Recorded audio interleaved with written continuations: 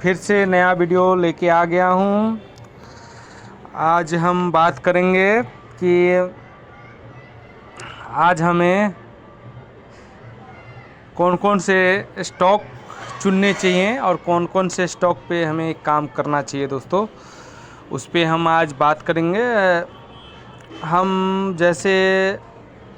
लोग बिगिनर हैं, हम लोगों को ऐसा मानना चाहिए कि हम लोग नए हैं, तो नए में कौन सा सेफ़ होगा और कौन सा क्या होगा और कौन सा शेयर जो सेफली से अगर हम भूल से अगर उसमें फंस भी जाएं तो हम रुक सकें, मतलब हमको थोड़ा टाइम मिले कि हम उसमें से सुरक्षित निकल सकें। हमको नए में वही शेयर पे ध्यान देना चाहिए और वही शेयर को उठाना चाहिए जो अगर हम फंस भी गए, हमारे पास हैवी क्वांटिटी है और हम फंस गए, तो हम थोड़ा वेट करके रुक के निकल सके और हमें डर भी ना लगे उस हिसाब से।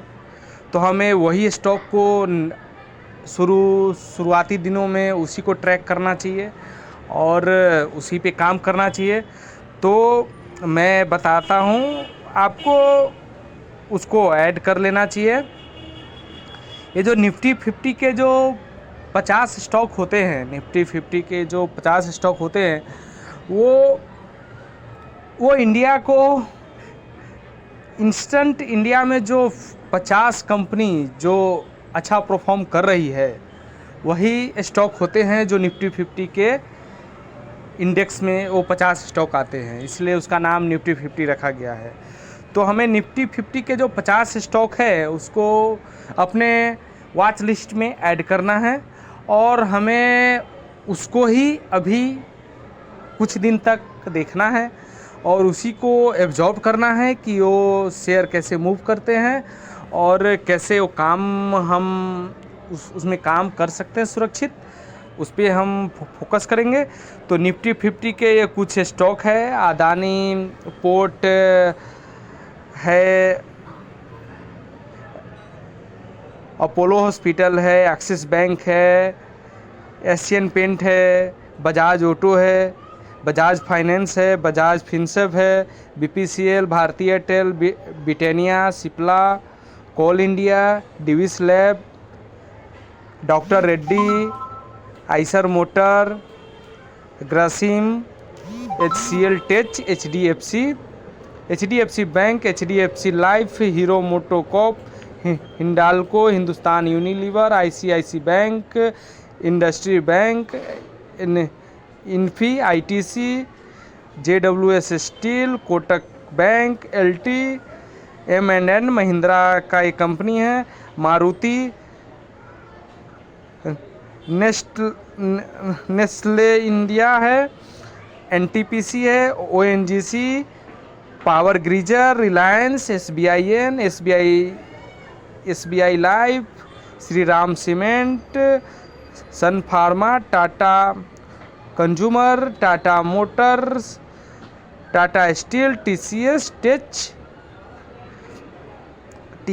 टाइटन, अल्ट्राटेक सीमेंट, विप्रो और UPL। ये हमारे निफ्टी 50 के 50 स्टॉक हैं जो भी रिसेंट के इंडिया के टॉप 50 कंपनी हैं जो अच्छे परफॉर्म कर रहे हैं, इसलिए ये निफ्टी 50 के लिस्ट में अंकित है। तो हम जब नए हैं तो हम इस स्टॉक में अगर कुछ भी करते हैं, काम करते हैं, तो अगर हम गलती से फंस भी जाते हैं किसी कारण से, तो हम वेट कर सकते हैं इस कंपनी में, अपना शेयर लेके हम वेट कर सकते हैं, क्योंकि ये कंपनी अभी रिसेंट में अगर परफॉर्म कर रही है तो पूरा इंडिया का विश्वास है इस पे। अगर हम कुछ लेके फंस भी जाते हैं तो अगर हमारा कुछ डूबेगा तो उससे पहले बड़े लोगों का बहुत कुछ डूब जाएगा। अपने पास क्या है? कुछ नहीं है।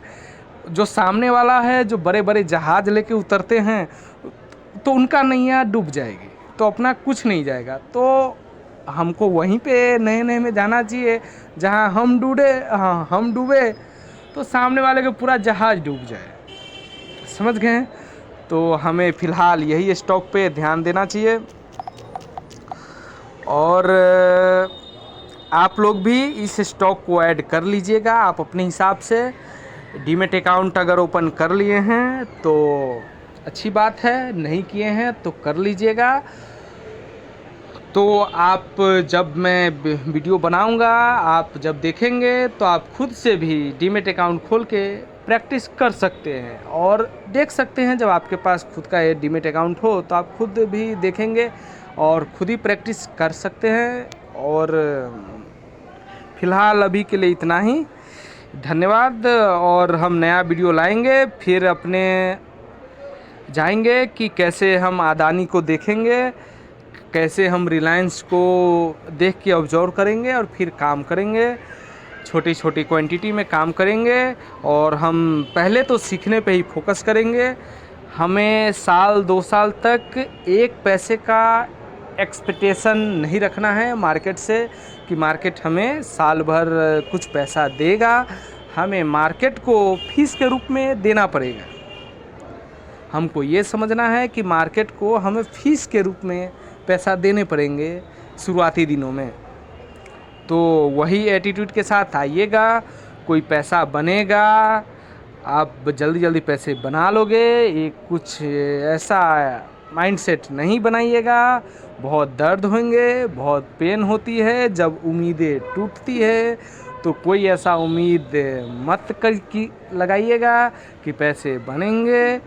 पैसे यहाँ बनते बिल्कुल नहीं हैं। पैसे यहाँ पहले देने पड़ते हैं, फीस के रूप में लॉस होते हैं, बहुत सारे लॉस होते हैं, बहुत सारी गलतियाँ होती हैं, बहुत सारी कमियाँ जो होती हैं उसे सुधारनी होती है।